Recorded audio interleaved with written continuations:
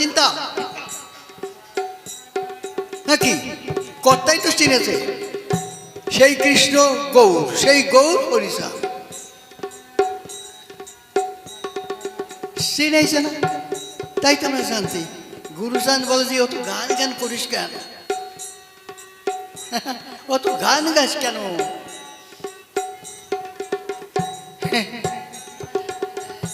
গানে কি আছে তাই করিস, শুধু গান নয় ধর্মের সার, তৎপ্রীতি কর্ম করো এই তত্ত্ব সার।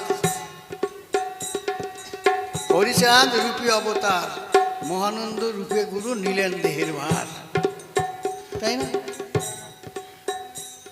গুরুর দরকার, গুরুকে যিনি পথ প্রদর্শক, দেখায় দেয়।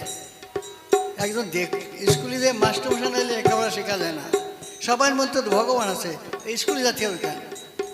যেতে হয়, ভগবান কোথায় আছে মাস্টারমশাই জানে, তাই তো তোমার শিক্ষায় বাবা এইভাবে শেখো, এইভাবে শেখো। এখন ওই ব্যক্তিগত একটা ছোট মন নিয়ে কথা বলতে নাই। কর্তার গানই আমরা সবাই গাচ্ছি। আমার গান গাওয়ার অধিকার ছিল? কোনো গান গাওয়ার অধিকার ছিল? কোনো পূজা করার অধিকার ছিল? কোনো এইরকম সঙ্গ করার অধিকার ছিল? ছিল না।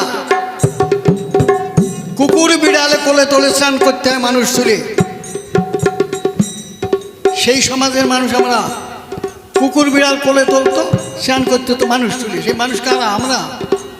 তাই কোন অবস্থায় ছিলাম? হরিচাঁদ না এলে আমাদের উদ্ধার পথ ছিল না। এমন চাইতে বলছে, এমন দয়াল অবতার হয় নাই, হবে না, আগে হয় নাই, ভবিষ্যৎ হবে না। বুঝছেন? ধন্যবাদ করার কিছু নাই, সবই ঠাকুরের গান। কার মধ্যে কি আছে সে কি বোঝে? এই যে গানটা গালো তো সবাই উলুধ্বনি হরিধ্বনি দিল, যদি খারাপ থাকতো বলতো না। কি আনন্দ হয়েছে! ওনার আগে তারকর্তার গান গেছে না, সবই তারকর্তার গান। তারকর্তা তো হরিচাঁদকে দেখাইছে, চিনেইছে। গান তো তারকর্তা, আমরা কি জানি? কিছু জানি না। মহাজনগত সপন্থা, মহাজনরা যে পথ দেখায় সেই পথে আমাকে চলতে হয়। গোড়ামি কোনো জিনিস ভালো না।